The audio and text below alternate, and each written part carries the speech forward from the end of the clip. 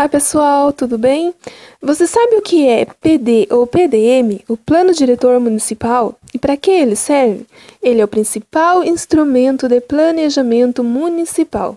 A principal função do Estado é promover a regulação da justiça social, da igualdade entre as regiões e da viabilidade econômica, social, política, cultural, ambiental e territorial.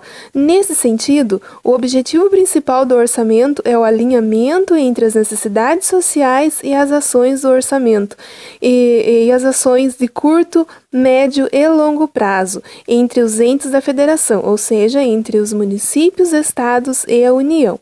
O orçamento público é elaborado em 4 etapas distintas: Plano Diretor Municipal, PDM, Plano Plurianual, o PPA, Lei de Diretrizes Orçamentárias, a LDO, e Lei Orçamentária Anual, a LOA, que para facilitar o entendimento vou falar sobre eles numa série de 4 vídeos sobre os instrumentos orçamentários, e o primeiro instrumento que vamos estudar é o Plano Diretor Municipal, o famoso PD ou o PDM. A Constituição Federal de 1988, em seus artigos 182 e 183, prevê que os municípios com mais de 20 mil habitantes já devem iniciar o processo de planejamento do plano diretor. Já a Lei nº 10.257 de 2001, o Estatuto das Cidades, determina a obrigatoriedade do plano diretor para municípios de qualquer tamanho de regiões metropolitanas ou aglomerações urbanas, onde o poder público pretenda utilizar-se de alguns instrumentos, como parcelamentos e a edificações compulsórias, os impostos sobre a propriedade predial e territorial urbana progressiva no tempo, por exemplo. A elaboração do plano diretor deve estar em estrita conformidade com a lei orgânica de cada município e com a LRF atualizada, ou seja, a Lei de Responsabilidade Fiscal. Esse é um instrumento de extrema importância para o crescimento sustentável dos municípios, pois nele serão traçados diretrizes para a expansão urbana e o seu desenvolvimento nas diversas áreas, voltando sempre ao atendimento do interesse da coletividade.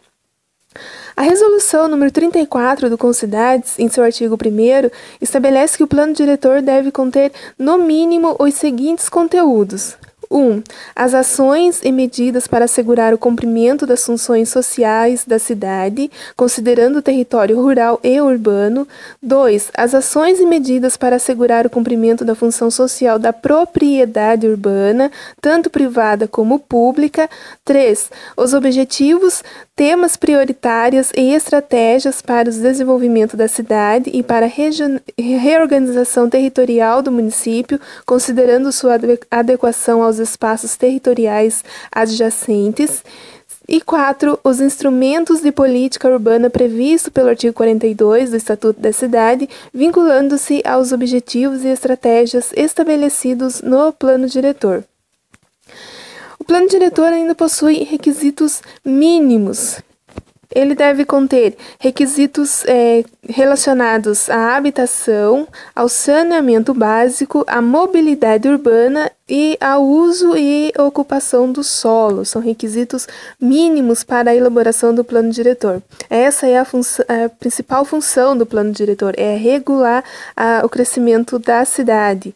E além de conter o estudo do impacto de vizinhança, o EIV, que segundo o Estatuto da Cidade, o plano deve avaliar se é ou não coerente implantar um empreendimento em um determinado local, bem como os impactos que tal empreendimento vai gerar para aquela região. Empreendimentos vultuosos costumam trazer alguns benefícios, como emprego, geração de renda e recursos para o município, mas junto com eles vêm inúmeros problemas que podem afetar a qualidade de vida da população, como o aumento do tráfego e da demanda por transporte público, aumento populacional, aumento da demanda por equipamentos urbanos, como segurança pública, entre outros. E o principal objetivo do EIV é assegurar a qualidade de vida e o direito de vizinhança, bem como a pertinência ou não da implantação do empreendimento naquele local. E o EIA, o Estudo de Impacto Ambiental.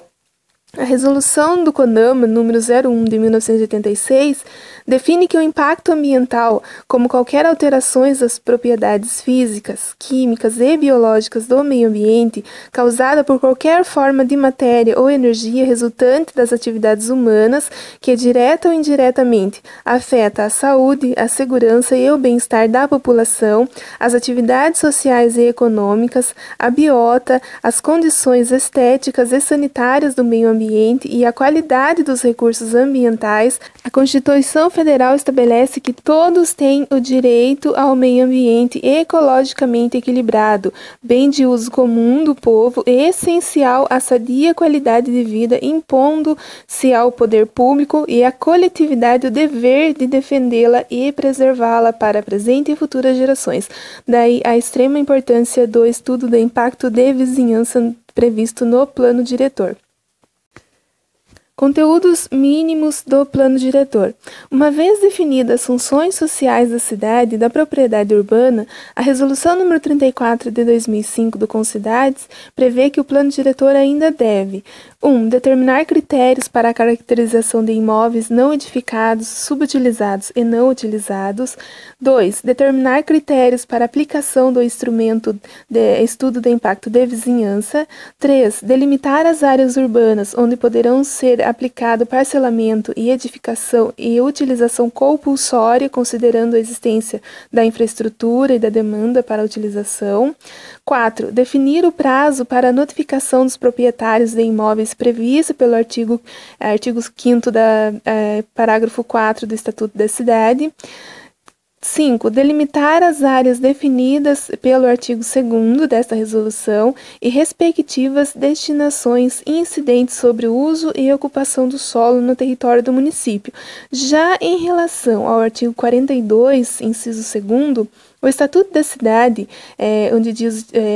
onde fala do direito de preempção, outorga onerosa do direito de construir e de alteração do uso, operações urbanas e transferência do direito de construir, que estabelece os conteúdos mínimos, a resolução deixa a aplicação desse instrumento no condicional, portanto, fica a critério do município incluí-los ou não no plano diretor. No entanto, esses instrumentos só podem ser aplicados se suas áreas de aplicação estiverem delimitadas no plano diretor e eles justificados na exposição de motivos com vinculação das estratégias e dos objetivos. Além disso, além de definir as zonas especiais, as normas especiais de uso, ocupação e edificação adequadas à regularização fundiária, a titulação de assentamento informais, baixa renda e a produção de habitação de interesse social de participação da comunidade na gestão das áreas. Etapas para a elaboração. Primeira etapa. Começa com a identificação das áreas rurais e urbanas do município, bem como os problemas, conflitos e potencialidades. Essa identificação se dará através da leitura técnica e comparação de dados e informações socioeconômicas, ambientais e de infraestrutura. Deve ser mapeados no território áreas de risco, de ocupação e preservação cultural e ambiental, de estrutura fundiária, entre outros. Também é importante observar a caracterização e a distribuição da população por bairro, faixa etária, renda, crescimento e a evasão da população, bem como os mapas de uso e ocupação do solo, infraestrutura urbana disponível como água, energia elétrica, esgotamento sanitário, telefone, entre outros, e população atendida ou não. Também é importante o mapeamento das atividades econômicas do município e a distribuição espacial, bem como as atividades que estão em expansão ou em retração e a receita municipal e as vocações econômicas daqueles determinados bairros. Segunda etapa. Segundo o guia do Ministério das Cidades, deve ser formulada e pactuada propostas prioritárias já definidas na leitura técnica. Em cada tema prioritário deve ser especificado também as estratégias e os instrumentos de acordo com as características e os objetivos que deverão estar contidos no plano diretor, como proteger áreas do patrimônio ambiental degradada, por exemplo. Terceira etapa. São definidas as ferramentas que estarão contidas no plano diretor, desde as que regulamentam e disciplinam o zoneamento, o uso e ocupação do solo, bem como o zoneamento ambiental e os planos setoriais e os institutos tributários e financeiros, como imposto e contribuição de melhorias, por exemplo. Também pode ser definidos instrumentos como a gestão democrática, envolvendo o planejamento participativo, como a realização de conferência e a implementação do Conselho da Cidade. Quarta etapa. Essa etapa diz respeito ao sistema de gestão do planejamento do município. Na lei do plano diretor, é necessário estar prevista como deve ser feito o processo de planejamento participativo. Nessa etapa, é preciso compreender avaliações, atualizações e ajustes já previstos na própria lei. Gestão democrática por meio da participação popular. Esse processo está regulamentado no Estatuto da Cidade e pode ser realizado por meio de debates, audiências, consultas públicas e conferências sobre os temas urbanos. Esse procedimento objetiva dar mais transparência ao processo de decisão e também garantir o direito de informação para as populações que serão atingidas pelo aquele projeto urbano. E, por último, fiscalização e controle do plano diretor. O controle e fiscalização é fundamental para que se mantenha o que foi planejado e para a análise dos resultados, assim como o processo de revisão que deve ser feito a cada 10 anos, para a correção dos eventuais erros encontrados, sempre em busca do principal propósito, que é a função social da cidade e o bem-estar de seus habitantes.